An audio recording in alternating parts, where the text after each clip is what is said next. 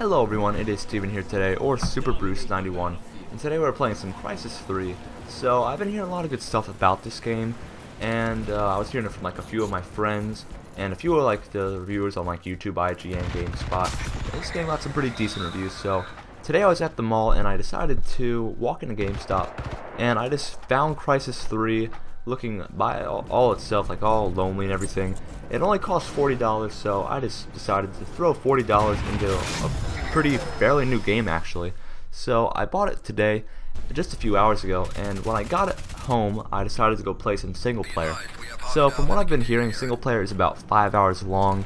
Not exactly great in terms of length, I would say, but you know, FPSs today, it's pretty much the standard, a 5 to 6 hour campaign. Call of Duty, Medal of Honor, Battlefield, all the campaigns are pretty fairly short and sweet and to the point. Now, Crysis, its big statement, of course, like most of you guys will know, is its nanosuit technology, and it's pretty much set place in about the year 2047, so a bit later on in the years. And now there's this suit called the nanosuit, and pretty much it allows people to use armor abilities and invisibility. So pretty much that's their main case on this game, is these armor abilities. So in the single player, what I like most about it is that you can control how you play the game and how you go about taking different situations on. What I mean by that is you can use stealth by using like an invisibility and like the crossbow, for example, or a silenced weapon. Or if you really want to go in just traditional shooter style, you can just go in, guns a-blazing, and just shoot everything that you see and attract a whole lot of attention. It really is up to you. The stealth option is mainly for stealth, of course, and the armor option is just for extra health and everything, for more confrontational gameplay. So I played a few missions of single player. It is pretty good actually, I enjoyed it, but if there is one thing that I would say I don't like about it, it's the pacing of the game can be a bit weird in the single player. What I mean by that is, you'll be following, like, the guy for the first mission, you'll be following him around, and he'll be opening doors for you and stuff, and it just slows it down because you'll be at the door, kind of waiting for your partner to kind of walk over, and you'll just be standing there admiring, like, the atmosphere and stuff, and you're like, well, what am I supposed to be doing now? You have to wait for your guy to get the door for you. Just kind of, just breaks up the gameplay, I think, for me, but it's just a small complaint about that. So I've not completed the campaign yet, but from what I've played, it's not too bad, it's pretty good. But what I have played most of is the multiplayer. Now, I'm not very good at it, as you will see in this gameplay. This is just a gameplay I got, just decided to use it for a post. And the multiplayer, its main difference between all the other types of shooters out there is, of course, its nanosuit technology. That's the biggest statement in this game's multiplayer. Also, the weapon customization, the created class, is very similar to a Call of Duty type style. You can pick your gun, its attachments, you can have special perks in this game, or just like upgrades or whatever. I mean, I'm not sure what they call it in this game, but there is a perk-like system. You can pick 3 of them. Stuff like faster reloads, let's see, what else is there? There's like, you get more XP, like your XP bonus is even more than what it normally is. So there are perks in this game just like there are in Call of Duty. The created class system is intact, like most shooters nowadays.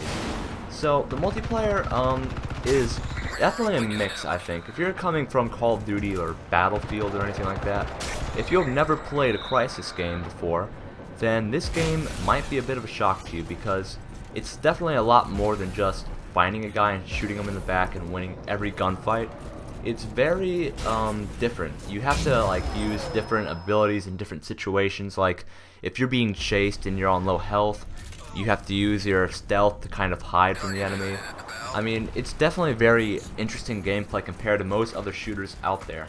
But I'm gonna be quite honest, in this game, I feel like it's the armor suits and the invisibility is kind of unbalanced and kind of annoying, because I mean, it's just, I'll be running around and a guy sitting like in a corner with a cloak on or something, he'll just kind of be sitting there and I can't see him at all, and he'll just kind of shoot me like once or twice and I'll die. Now, if there's something to compensate for the invisibility thing, it's that you have very little armor. Is that you don't have any armor, so whenever you're getting shot at in invisibility state, you are extremely vulnerable to bullets and you die a lot faster than somebody would in armor. But that's the thing, if you're invisible and you see somebody with armor on and you start shooting at them, you're gonna have pretty much the win. That's also another point. In this game, shooting people from far range is rather ineffective if they're using the armor ability in their nanosuit, because in this game, this definitely has a lot of recoil on these guns. So if you're coming from Call of Duty or Battlefield or something, you're gonna notice that this game has a lot of kick on the weapons.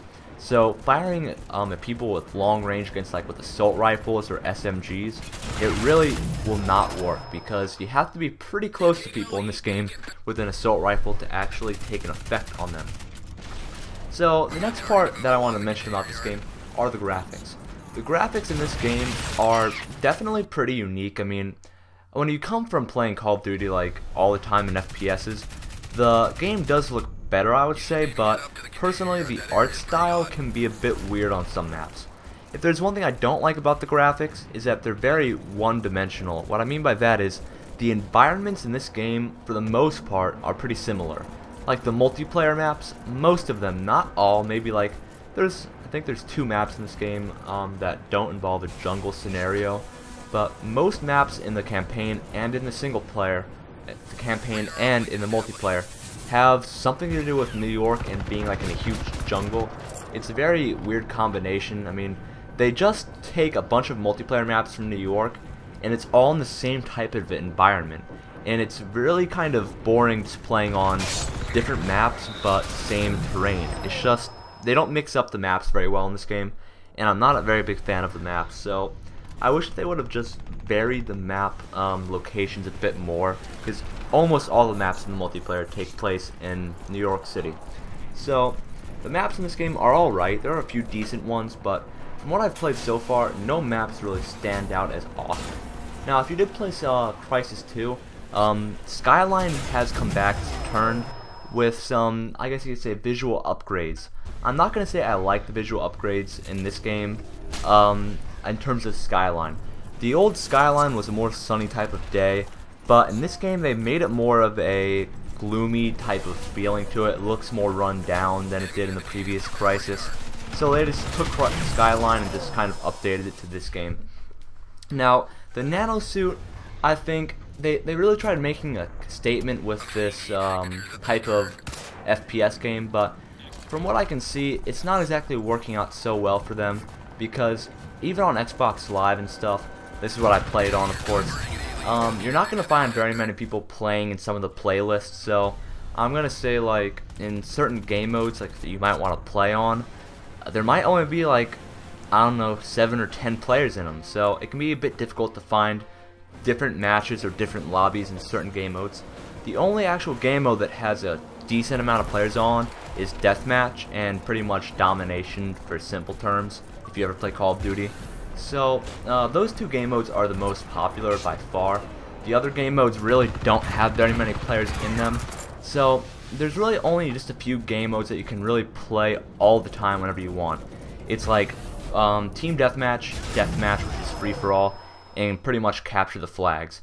Besides that, there really is not very many other options for you here, because there was legitimately a lobby or a game mode that I was in that only had 2 players in it total worldwide. So some of the playlists just don't work properly because nobody plays in them. So some of the playlists are pretty much obsolete, and you really can't play on them very much. Now, I don't like in this game is that people, it just seems like you die out of nowhere. Even with armor on, you may have more health than somebody with a cloak on, but there are certain weapons and score streaks in this game that you'll just kind of be walking around, and unlike most other games, you'll just kind of drop dead. And it's very frustrating. I mean, I've only been playing this game for a few hours, and I'm already pretty upset with this game for a few of like those problems. And I think the invisibility just kind of ruins it for me, because I like to rush around a bit more than I do just kind of waiting for other people. So, Crysis 3 is not a bad game, it's just a different game. So, if you're really looking for a unique experience, Crysis should have it for you. But, Crysis is just a different experience. It takes a different kind of player than Call of Duty and stuff. So if you're looking for something different, just check this game out. So if you enjoyed this video, please leave a like, a comment, and subscribe, and thank you for watching.